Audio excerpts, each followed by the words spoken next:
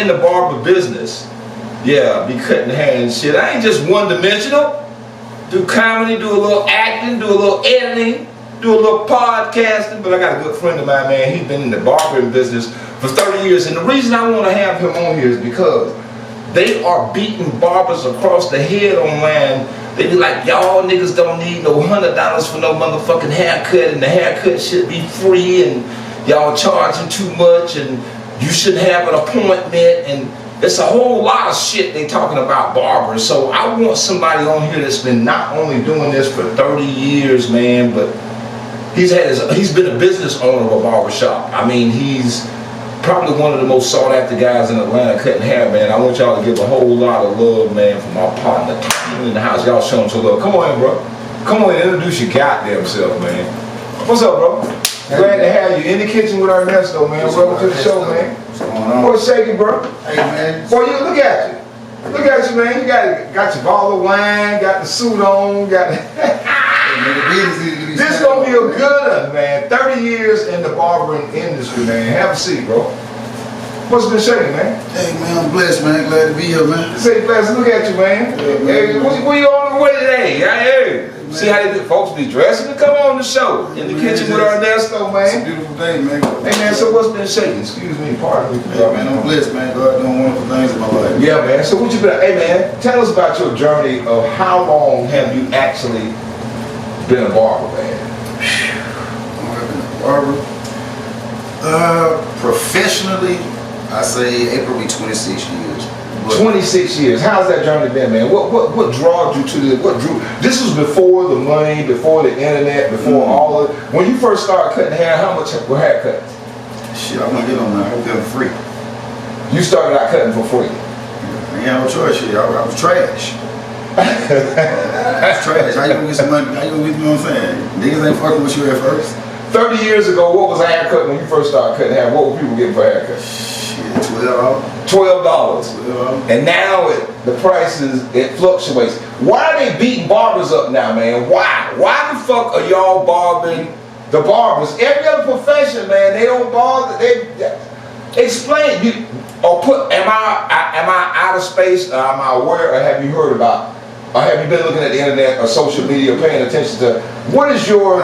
You've been in this business 30 years. I'm a hush now, so y'all know exactly what I'm talking about. Quit fucking beating up the barber.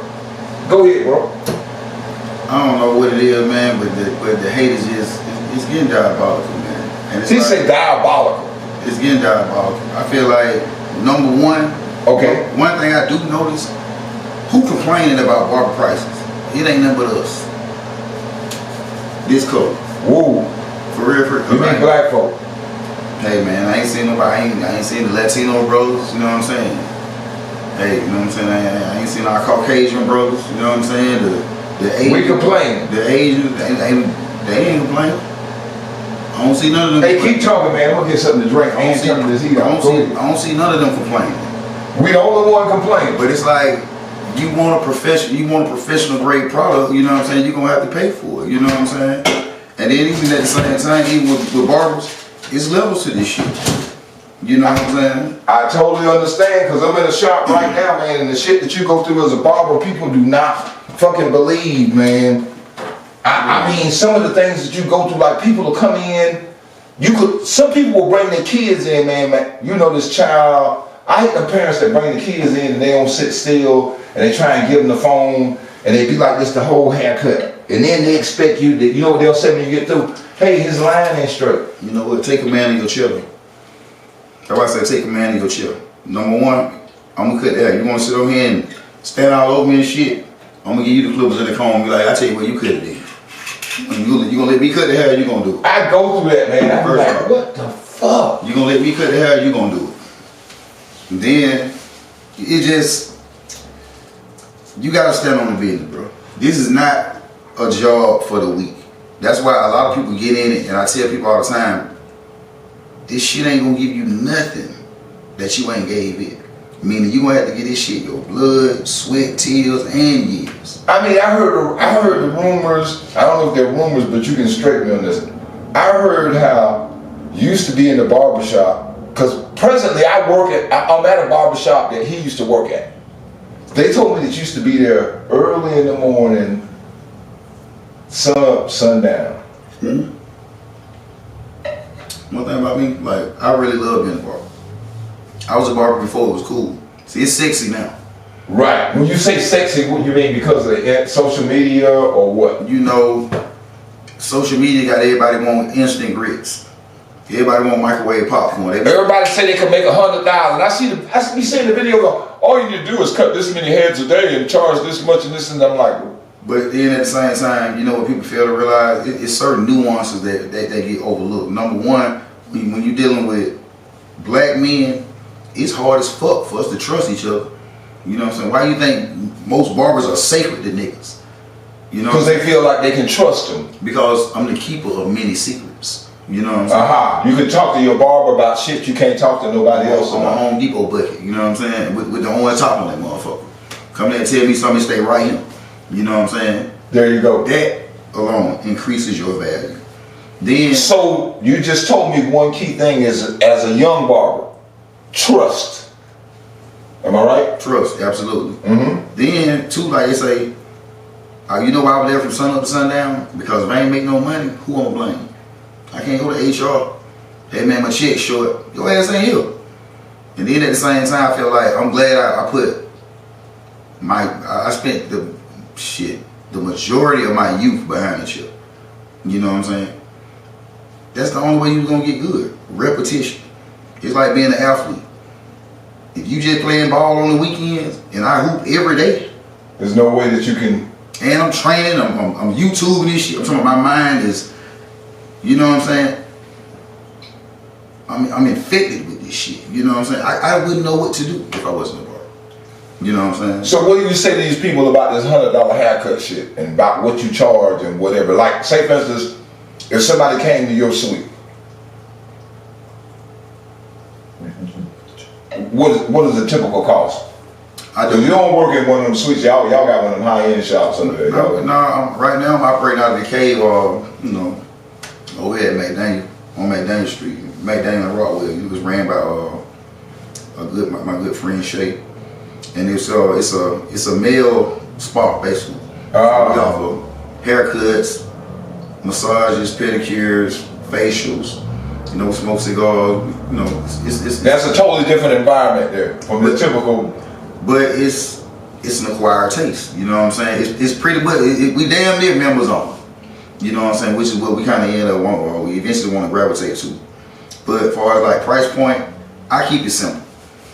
I do my booking a haircut with me $50, $60 depending on what you get. But I tell people pretty much $50 to book me, $100 I squeeze you in. If I come to you, it's $200. First thing they be like, God damn. So the cheap way to get me, to hit the link in that bio and book me. You know what I'm saying? Then I like for people to go onto my site, you know what I'm saying, to be like, this nigga really booked. Like, yeah. You know what I'm saying? And then I done got to where I use barber mail now. I simplify things. Okay. To me, like you say, being in the game 30 years, I've never reached the point or the plateau where I feel like I'm burnt out. You know what I'm saying? There's always more. The hunger is still there. I grind like I don't got shit. You know what I'm saying? Because as soon as you go to getting complacent thinking. So in a week, would you take Monday, Tuesday, and Wednesday off? You know what's crazy? My off days are Sunday, Monday, and Tuesday. But I'm gonna tell you the method to my madness. Okay, I'm listening. I work Wednesday through Saturday. Wednesday and Thursday, I get in there about 10 o'clock. I work to probably 6. Friday and Saturday, I get in there 8:30 to 6 o'clock. My ideal day is 10 heads a day, $50 a piece. That's $500. I try to work 4 days a week, make $500 a day. That's $2,000 a week. I got 3 days off. I can go to the gym, sit around, play video games, kick it, chill, talk shit, whatever. What's the difference now when you were working like every day and now you got it to where you can get 3 days off? It just takes time to get to that point. Well, by me working sun up to sundown, that's how I built my clientele up, because they know this nigga gonna be in the shop. I'm missing barbecue, baby showers, birthday. You sacrifice some things. I don't know what it's like to be off on a Saturday. What's a Friday off? You know what I'm saying? I ain't never had the time to, nigga, I ain't taking no family vacation. I need 2 months in advance to let people know I ain't gonna be here, because I don't want to lose that trust with them people. So somewhat being a barber, family life, you gonna suffer. Is that what you're saying? You gonna sacrifice something. You gotta have a strong spouse, because if you're very ambitious with your shit, which you need to be, you gotta be behind that chair. Ain't no such thing as a successful barber, but you're not behind that chair producing. Niggas want to sell t-shirts and everybody want to do content and crazy shit, you know what I'm saying? But at the end of the day, can you cut some fucking hair? Can you be efficient? You know what I'm saying? Can you close them deals in that chair? That's what the importance is. Can you close those deals in that chair? You know what I'm saying? I treat it like a business. You know what I'm saying? Because at the end of the day, every haircut is a job interview. It is. You know what I'm saying? I done been in the grocery store seeing a nigga I could have. I know I ain't seen him in 2-3 months. I see him in public, he got a fresh one. I can't act like no bitch and I gotta speak to him. I had an opportunity to gain his business. This is one of the most humbling trades, because nobody signed no contract with you. Nope. They ain't gotta come to you. That's why a lot of niggas get in this shit and think it's sweet. Then they think, you know, niggas, you got a box truck and you know what I'm saying? Niggas at Amazon and they think those niggas in the gym trying to train, and, you know what I'm saying? They see somebody else doing it and they think they can do it. Come on, man. Niggas selling puppies and everything else trying to get to this shit, you know what I'm saying? But it's gonna be some sacrifice, you know what I'm saying? You have to put the work in. Ain't no way around it. No way around it. There is absolutely no way around it. And then nobody starts off. I be seeing niggas, they be like, I've been cutting 3 years and that ain't nothing. You're talking about me now. I ain't. No, I'm just saying how long into the nitty gritty though. I'm gonna tell you what it is. No. Listen. Prime example. Okay. See the fight the other night. See my man with the unit pop off. Yeah. You see what he paid for that unit? How much you paid for it? $700. I know it. That wasn't no good glue. He should have came over him. Listen, I got the barber chair right there. I could have hooked, bruh. But I'm gonna tell you, I could have hooked that thing down, boy. I seen that thing. I flap. But the thing, I could have put some tougher glue on that. In the defense of a barber, how many of these other niggas with these units on you see getting punched in the head and shit? Hey man, one thing about that. You got a unit on, they go. But this is what I'm saying. People don't understand. That unit shit is nothing but what you ladies do to your wigs, these 36 pieces. It's just glue. It's a man weave. It's a man weave. I'm gonna shave the top of the head, take the razor, clean all the hair, put some stringent on it, clean it good, and I'm gonna lay that shit down and then I'm gonna shape it up and cut it. Yeah. That's how it's glue. Yeah. If you sweat, just like with your wig, that shit, the edge is gonna come up and you're gonna be looking for that goddamn glue to put around, you know. Stinking shit, no, but that's what happened. Now, it ain't nothing against the barber. It's only glue. I mean, but at the same time, you see how that nigga was sweat? Why would you even go to a professional barber? Man, what you should have did is just shave your head to after the fight. Cause that shit that was flopping. Every time you hit him, that bitch would jump. But you'll be surprised. There's a lot of units out here. There's a lot of them. A lot of these units. Look, man, how do you think these dudes that's been family reunion coming up? They ain't seen Uncle Charles in 20 years, 15 years, and he come home and got a box fade. Man, come on. That shit on the top ain't moving. Okay. Go over there and go over there after you brush that shit. Hey man, a nigga with a unit on, they ain't brushing it. They ain't. Some of y'all ladies, y'all better check these niggas. Hey, if your glue missing, that nigga put it around the edge. That nigga in the back, if your glue missing, them children ain't got your glue. Stop punishing them kids. That nigga got that glue for that man weave up there, that top. Ain't nothing wrong with it. I'll install a bitch if you got the right amount of money. We'll get that bitch on Amazon in the morning. You got barber nigga good money off the units though. Hey man, putting them units in because you just gotta have a space. That nobody wanna see it. See, they don't want you to know they got it. They don't, man, they can't come. Imagine them coming to Cleveland Avenue talking about they finna get a man weaving that. Man, them niggas will be laughing at that. They'll have to fight. But see, that's the thing too. That's why a lot of them cats who do that, they got private studios. Right, private studios. And then you're very reluctant to see a cat really put the whole process on film now. See now, I can remember back when people first started shooting like barber content, you would never see, you'll see a regular crazy looking haircut. Right, and then you're gonna see the end of it. And you see the end of it. You never see putting the card up there. Yeah. They ain't gonna show you they spraying no fibers. And then at the same time, a lot of these niggas, like, Go ahead, say it. This what really get me with a lot of barbers today. Uh-oh. Well, so-called barbers. Say it, man. These fibers, these sprays. You don't like them? It's like. No, man. I always tell niggas, okay, my comparison. No, listen here. Listen. We just talking, man. We talking. Fuck what people think. This 30 years of experience. Listen. Okay. I compare it to, you know how back when we was in school and your teacher would give you gotta like, she'd say, show your work. Your pencils and scratch paper. You gotta know your timetables. You can't show your work. Ain't no calculator. The fibers is like using a calculator.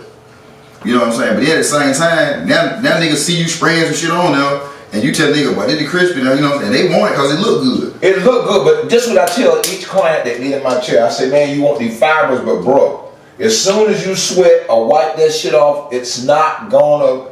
That's the thing though. That's what I think the hate started coming in because they see the durability of the haircut. Niggas like, I paid $60 for this shit. Why can't you go outside and wipe my forehead? You know what you getting anyway. You know what I mean? Then at the same time, a lot of these niggas need these fibers. Yeah, because that's what, man, I would have people sit in the chair. You ain't got no hair on your edges right here, bro. Yeah. And you tell my man, bro, I say, bro, you either gotta get fibers or you're not. I can't put hair there. But then at the same time, you ain't got no hair that'll make no fucking line on the corner, man. You have nothing. See, that's the thing too. You got guys that come in there and show you a picture off of Google or Pinterest or some shit. This shit is a doctored photo. You know what I'm saying? This shit all blocked off and the fade all blurred with the Photoshop, but they gonna come show you and put the pressure on you like, give me one of these. You gonna be like, all right, cause you think about that price point. You ain't trying to let no money in. Right. Knowing that this is a fucking picture that's been photoshopped, nigga, and you coming in talking about you want the blend to look like this. And see, that will let me know if you really want to be a barber. So you get somebody in your chair, and so when you take that little bit of hair off, oh, it's on you now. It ain't on nobody. 100 niggas been cut it. Soon you, it's on you now. It's on you now. No matter what defect is on that motherfucker, once you touch it, you to blame for it. You to blame for it. You know what I'm saying? If it deflames. How do you diffuse that? Because you're gonna have people. I've experienced that in the barbershop. Being a new barber. Fuck yeah, you'll come in there with some fucked up shit, and the minute my clippers go on, at the end of man, come on, for real. But this is what I do in the consultation. I try and go. Like, look, you want this haircut, but here go this mirror. Now I combed all your hair, your little spiral. We're gonna see. Now I'm finna show you all these fucking defects before I ever start. That's the purpose of sitting them down first, and then like I tell cats all the time, I sit them down and I'm gonna comb your hair. I ain't combing your hair to do. Just comb your hair. I'm looking at the hair pattern, which way it goes. Right. Your shit spin out the top of your head like an onion. I'm trying to figure out which way it's going, how it's going, so it's gonna show me all. A nigga done hit you in the back of the head. You done had 9 stitches back here, nigga. The hair's never gonna grow. Did you get? No, nigga, you got a scar back there. Shut the fuck up. And hair does not grow through scar tissue. Man, you done fell and bumped your head, and you gonna tell me, it look like a spot in there, nigga. You ain't got no hair right there. Okay. Fucking, see all that consultation. That's what it be like. I ask a motherfucker 2 or 3 times. Tell me again what we gonna do. This is what we gonna do, and blah, blah, blah. My approach now, I hear about so many barbershop horror stories. Or somebody might have had a person can have had a great barber. A barber get too Hollywood on them. You know what I'm saying? I get a lot of clients that, man, I will folks say, man, they got Hollywood on me, man. I be like, what about telling your client I'll be there in 10 minutes and show up 35, 40 minutes late? I don't know nothing about that. I do appointments. If my first one at 8 o'clock, I try to be there at 7. I get the lights on, get the shit situated, you know what I'm saying? I gotta get towels warmed, and I don't wanna come in the door and you running up my back. You know what I'm saying? It's about being ready, you know what I'm saying? You know, like, all that, a barber 30 minutes late, man, your whole day off. Me personally. No, man, if you on time, you late. I had a client, perfect example, was it Sunday? He was like 10 o'clock. Man, that motherfucker was there at 9:45. Text, I'm at the shop. His appointment at 10, but he got there at 9:45. All right, cool, your appointment at 10. I'll see you at 10 o'clock then. I was like, bro, I'm right here. It was 10:02. Yeah. But I was like, bro, damn, you finna shoot me about 2 minutes. But see, I'm gonna tell you something too though. That's why I try to be a stickler about time, right? I'm gonna try to get there early. So one thing about it, a nigga looking for a reason not to pay you. Believe that. That's why we had these debates with all this. Why y'all nigga $100 haircut? You know what I mean? Man, why you paying $100 for a zipper weed? Whoa. You know what I'm saying? Why? Right. But look. You'll pay a different tier price for some weed. Hey, you'll pay or for a watch, $100 or for a car, $600-$700, depending on what you get. Hey, I got some chili. Keep talking. You know what I'm saying? The camera rolling. Just keep looking at that mug and talking. I got some chili over here. It's the same thing, man. You know, and it's like I'm finna get me some nachos. A lot of times cats try to argue about price point. You know what I'm saying? I feel like, you know, number one, find you a reputable barber who you can rely on. You know what I'm saying? Cheap ain't always good. You know what I'm saying? Cause a lot of times you go for that cheap shit, you gonna end up paying twice. You right. You know, you gonna get paid for the fuck up, and you gonna pay for something. You gotta pay for somebody to fix it. You know what I'm saying? Hey man, just do it right the first time. Yeah, do it right the first time. You know. Do it right the first time. Yeah, I got this chili on in here. Let me turn this shit off. I'm about to burn something up in this motherfucker. In the kitchen with Nesco, but keep talking, what man. You were saying about like 30 minutes late as a barber, I feel like, just me doing appointments, I feel like it's, you know, it's imperative that I'm on time. You know what I'm saying? Time. I'm not saying I have never been late, but I'm rarely late. I'm rarely late. You know what would you tell a young barber just graduating, or I ain't gonna say graduating? How a young barber finding the right mix or shop to work in? Because I didn't know, by being in the barber shop, man, I didn't know the shit be like sometimes like it is. You gotta find, to me personally, I like more traditional barbershops where you got barbers working amongst each other because it keep you sharp, still sharp and still. You know what I'm saying? Right, cause you seeing this dude here got a fire ass haircut. Yeah, and then like a lot of niggas don't want to work with somebody. They get intimidated by working with another barber who's exceptional. You know what I'm saying? But I feel like them the niggas you need to be around. So it's like with anything else, you pick up so many tools and tips, and you just add them to your repertoire. You know what I'm saying? Anytime I'm around a great barber, I'm stealing all kind of shit. You know what I'm saying? If you doing something that's making you successful, yeah, I'm finna steal that shit and mimic that shit. You know what I'm saying? Hey man, you sure you don't want to eat nachos? These motherfuckers hit. No, I'm good. You give me a shot at Don Julio though. That Don Julio? Yeah, give me a shot at Don Julio though. Hey, I'll get you a cup, bro. You know I got it in here now. But in the kitchen with Nesco, goddamn. Hey, check this out. Tell me what you was talking about, that dress thing. What you mean? That presentation, that conference that you went to. Oh yeah. It was a bunch of y'all. Tell me about that, man. The Barber Summit, man. Shout out to my boy Marcus Hardy, man. This was his 7th year of having this summit. The 7th year? The 7th year. I know Marcus Hardy. There you go. Yeah, that's my brother. You know you're welcome to some more now. Yeah, this was. As a matter of fact, hold on. You know what's crazy? Make that thing real nice. Some old Don Julio there. See, in the kitchen with Nesco, you get all kind of shit in here, bro. You know what's crazy? Marcus been inviting me to those summits since he had the first one 7 years ago. What made you go this year and not go the other years? I was just, man, I was at a pivotal point in my life, man, where it's like. And do you think those conferences like that help a barber? I'm like, listen. Okay, I'm listening. Like I said, I've been a barber 30 years. 30 years. I've been around all kind of, you know what I'm saying? This was the first time, like, I felt like I found my tribe. You know what I'm saying? Like. When you say your tribe, what do you mean by that? Meaning, like, these are real barbers. Like, somebody that's passionate, somebody that's professional. First of all, you know what I'm saying? Like, you're not gonna even go to a summit if you're not passionate about it. Because you listen, but if you're passionate, I soaked up so much. Now, how expensive it depends on, and how would you recommend just that particular summit, or what was so intriguing about that one versus others that are? Well, to me personally, with Marcus, like, and we're talking Marcus Harvey. Big shouts out to you, bro. Shouts out to my boy Marcus Harvey, man. But and he's an exceptional dude, man. I never been around a barber like him because number one, he has access that a lot of barbers don't have, and he doesn't gatekeep. He ain't got no problem pulling you to the side, putting a feather in your cap, give you a little nugget, little tidbits on how to do your thing. And I was like, that's what blew me back from him because I didn't expect it. I've been used to being around cutthroats and niggas steal your clippers and, you know what I'm saying, your client come through looking for you. Nah, he ain't here, but I got you. And so I expected everybody to be like that. You know what I'm saying? The only time I really found like a crew of cats that went like on some family shit was Cleveland Avenue Barbershop.